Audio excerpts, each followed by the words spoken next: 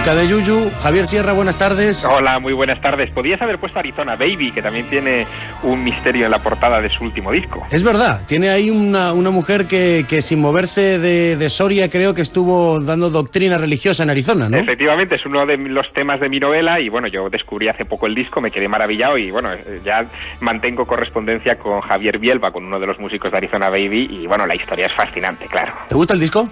Me gusta, me encanta. Ah, eso está muy bien, mira, aquí lo tienes. Vamos a intentarlo o no.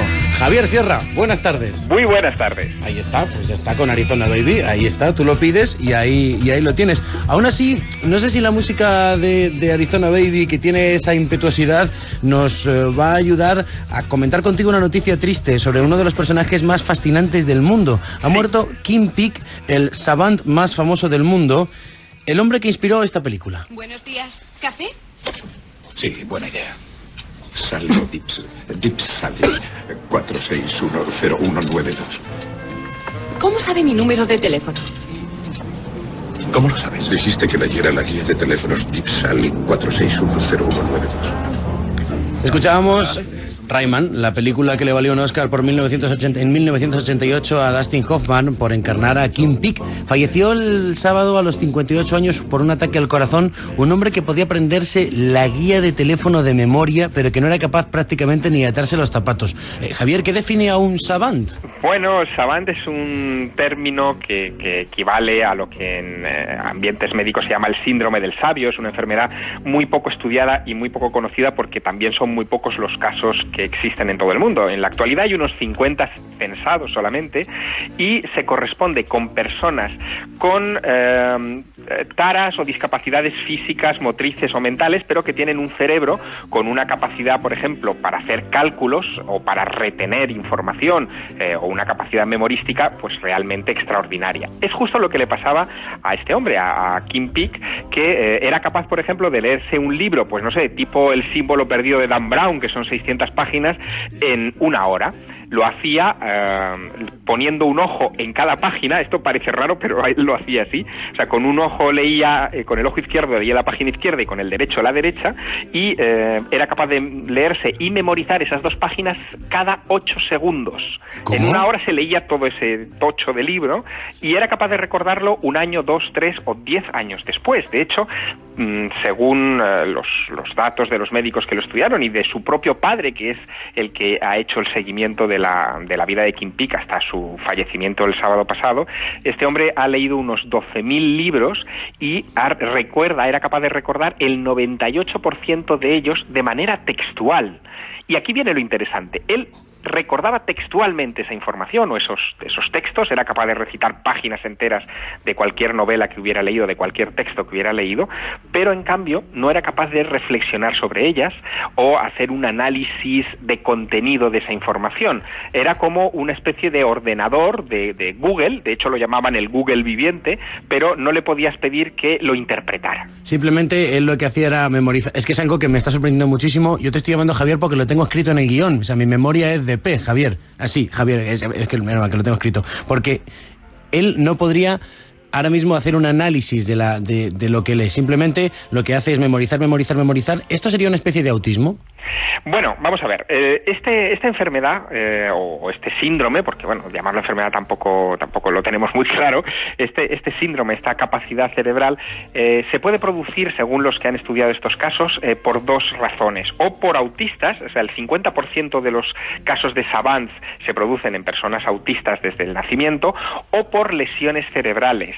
Por ejemplo, en el caso de Kim Peek era por esta segunda razón. Él tenía un cuerpo calloso poco desarrollado, las conexiones entre ambos hemisferios no estaban bien establecidas y eso parece ser que es lo que dio pie a que tuviera esa capacidad.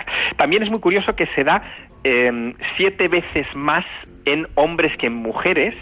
Y como te digo, los casos son muy pocos. Hoy en día, claro, ya te digo que hay apenas 50 casos. Luego hacía cosas curiosas. Por ejemplo, a raíz de que lo descubriera el guionista de Rayman y de que se rodara esa película y Dustin Hoffman fuera a conocer a Kim Peek, bueno, pues Kim se hizo muy famoso. Empezaron a reclamarlo por la mitad de las universidades de los Estados Unidos donde él iba a dar conferencias, y una persona que era tradicionalmente tímida, que no tenía ningún tipo de aptitud social, de repente superó eso, comenzó a relacionarse y se convirtió en una especie de pequeña estrella que daba conferencias respondiendo preguntas de lo más singular. Por ejemplo, tú le dabas tu día de nacimiento y la fecha de nacimiento y él te decía el día de la semana en el que naciste al segundo. Al segundo, ¿no? Al segundo lo tenía todo. Así comentaba el propio King Peek cómo le sentó la fama. Until I started being Rain Man, I couldn't look in a person's eyes. Sí, decía que... Antes de Rayman no era capaz de mirar a una persona a los ojos. Efectivamente. Bueno, el caso es que ese tipo de memoria, por ejemplo, en el caso de las fechas, tenía su fallo, O sea, no pienses que era una cosa, en fin, perfecta, ¿no? Pero el fallo era muy singular. Por ejemplo, todas las fechas anteriores a 1582, a King Peek le costaba situarlas en el día de la semana, porque en 1582 se produjo ese ajuste de 10 días entre el calendario juliano y el gregoriano, y su cerebro, pues no lo procesaba bien, ¿no? Pero bueno, salvo ese tipo de pequeñeces, la verdad que para otras cosas era muy hábil. Por ejemplo, escuchaba una música, por ejemplo esta que escuchábamos de los Arizona Baby, y él se sentaba al piano y era capaz de reproducirla a la primera. No me digas. O sea, tenía como una especie de oído absoluto también. Sí, tenía un oído absoluto. Y otros casos de personas, por ejemplo, con su misma peculiaridad cerebral, eran capaces de, por ejemplo, calcular la distancia solamente con entrar en una habitación que separaba dos paredes, o que separaba dos edificios, o un volumen. Por ejemplo, eran capaces de calcular automáticamente un volumen de una estancia, o de repente se empeñaban en cuestiones meticulosas como hacer maquetas. Y ha habido casos muy famosos unos años antes. En Estados Unidos fueron muy famosos dos gemelos que nacieron a los 7 mesinos, que se llamaban George y Charles, y que fueron objeto de toda clase de estudios en las universidades, porque eran capaces de decirte cuál era el tiempo atmosférico en cualquier día entre hoy y 5 años atrás. El pronóstico del tiempo. El pronóstico del tiempo, automáticamente, con solamente que le dijeras la fecha. Tú le decías 3 de agosto de año 2003. Uno de esos necesitamos aquí nosotros, Javier. O sea, ahí en la redacción nos vendría un King Peek, bueno, es un savant, ¿no? Pero nos vendría, vamos, perfecto. Hombre, mira, hay una anécdota que es singularísima, que de alguna manera también recoge la película Rayman. Un neurólogo muy famoso en Estados Unidos, Oliver Sacks, él publicó un libro que tiene un título muy curioso, El hombre que confundió a su mujer con un sombrero, y que hablaba, bueno, de este tipo de enfermedades mentales o de desórdenes mentales. Y él decía que un día, entrevistándose con estos dos gemelos, pues se le cayó la caja de cerillas con la que iba a encender su cigarrillo y se le desparramaron las cerillas por el suelo. Y los dos gemelos a la vez dijeron 111. Bueno, 111 fueron las cerillas que cayeron en el suelo, pero fue una cosa automática, a coro. De hecho, este tipo de cálculos de capacidades a esos gemelos se les mantuvieron hasta que se separaron en el año 1977, se fueron a vivir cada uno por su lado, y esa capacidad desapareció. A otros savant les desaparece pues cuando llegan a la pubertad, por ejemplo, lo mantienen durante la infancia y cuando se va crecen perdiendo. Desaparece. Y una cosa que quiero saber, Javier, ¿tú crees que ellos, capaces de leer un libro de 600 páginas en una hora, o capaces de memorizar absolutamente cualquier cosa, tenían algún tipo de placer, de disfrute, recibían algún tipo de disfrute más allá del que compete estar realizando esa acción? Porque claro, se supone que una persona lee para disfrutar de ello. Claro, pues mira, el disfrute se producía en las raras ocasiones en las que establecían relaciones entre, vamos a llamarlo así, bases de datos. Por ejemplo, este fragmento de película de Rayman que hemos escuchado, en el que Rayman ve el nombre de la camarera en una plaquita mientras está en un restaurante, y le dice su número de teléfono porque la tarde anterior se ha leído la guía telefónica del pueblo, pues sí les produce un disfrute porque ha relacionado el nombre con el de la guía telefónica y le da una sensación de utilidad. Pero esos vislumbres, paradójicamente, eran raros.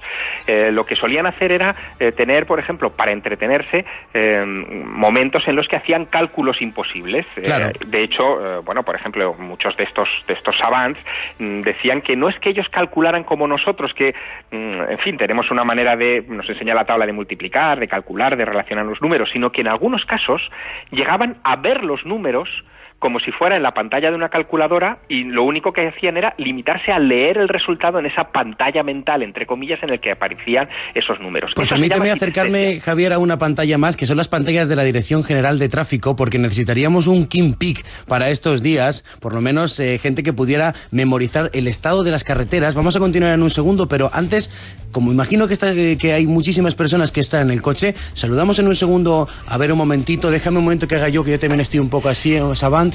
Tiene que ser Anselmo Mancebo, tiene que ser. ¿Anselmo? Hola, muy buenas tardes, efectivamente. Pues vamos rápidamente a contaros, ha mejorado muchísimo la circulación porque esta mañana se han juntado varias incidencias. Nieve en toda la zona norte, lluvia que continúa y por lo que parece va a seguir así en gran parte del país, y también la salida de las principales ciudades. Ahora mismo la nieve en la red principal ya solo provoca problemas en Huesca, en el Pirineo, por lo tanto, y en Girona, en dos carreteras, o mejor dicho, en una carretera y en dos zonas. En la Nacional 260 en Huesca, con cadenas en el puerto de Cotefablo y en Espina y Fadas, y con cadenas cortado para camiones, queremos decir, ya no son necesarias las cadenas para el resto de los vehículos en Planoles, como decíamos, en Girona.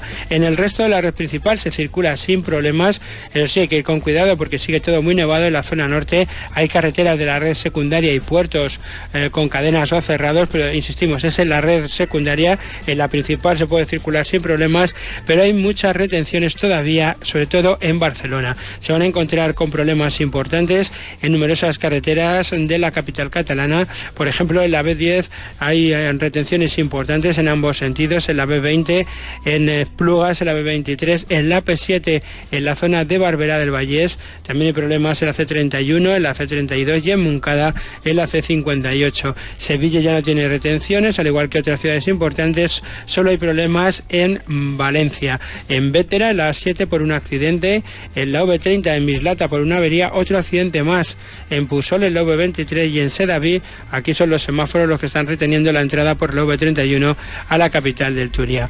De cualquier manera, si van a salir en este momento, tengan mucho cuidado porque la lluvia continúa, están muy mojadas las calzadas. Muchísimas gracias, Anselmo Mancebo, Dirección General de Tráfico. Ya se ha marchado.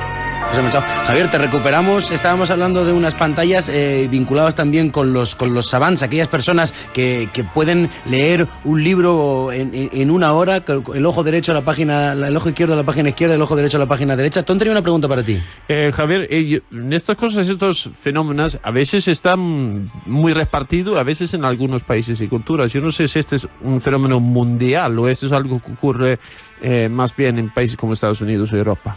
Bueno, en realidad es un fenómeno mundial. Lo que ocurre que en países como Estados Unidos, Europa, se ha hecho poco a poco cada vez más popular por una razón un poco singular, y es que muchos de estos personajes han terminado en el mundo del espectáculo. Claro. Por ejemplo, no sé, en India se hizo muy famoso hace algunos años una muchacha que se llamaba Shakuntala Devi, que fue capaz de multiplicar mentalmente en 28 segundos dos números de 13 cifras seleccionados al azar por un ordenador, y en 28 segundos dio la respuesta exacta. Bueno, su padre trató por todos los medios de convertirla en un fenómeno de circo y se la llevó a Occidente, la pasearon por allí y bueno, terminó en el libro Guinness de los récords por la insistencia, digamos, de su padre, ¿no? Pero esto se da en todas las culturas. Lo que ocurre es que hay distintos grados, digamos, de cerebros privilegiados. Hablábamos de los savant, que son personas, por lo general, con un cociente intelectual muy bajo. El caso de KingPic, el cociente intelectual de este hombre era un 73. Sí, lo normal en una persona, bueno, pues ronda los 90, 100, más o menos, ¿no? Pero hay otros que tienen cocientes intelectuales muy altos, muy elevados. Por ejemplo, hay un caso de un albaceteño, de un español, que se llama Ramón Campayo, que tiene un 194 de cociente intelectual y que hace cosas muy singulares. Por ejemplo, puede memorizar la posición que ocupa una palabra en una lista de 23.000 con solo oírlas una vez. Su memoria, por ejemplo, funciona mucho por oído. Es decir, él retiene todo aquello que escucha, ¿no? O es capaz de leer esta persona 2.500 palabras por minuto, que también me parece una barbaridad. O memorizar un número binario, o sea, ceros y unos, de 46 dígitos sin error, en un segundo. Entonces, claro, esto lo que nos dice es que nuestro cerebro es capaz de ese tipo de proezas, pero tiene que ser un cerebro digamos, fuera de la norma, no digo estropeado, pero sí fuera de la norma. Por ejemplo, en el caso de Campayo, él recuerda, y alguna vez que yo he podido conversar con él, que él en su infancia era tenido por retrasado en clase, ¿no? Porque en fin, estaba en otras cosas.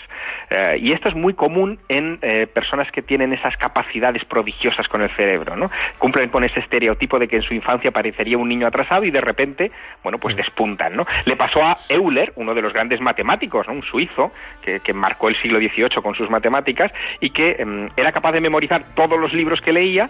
Poseía incluso una extraña facultad que era la de aislarse del mundo exterior, siguiendo con sus cálculos mentales sin que nada le pudiese alterar, aunque le cayera al lado una bomba.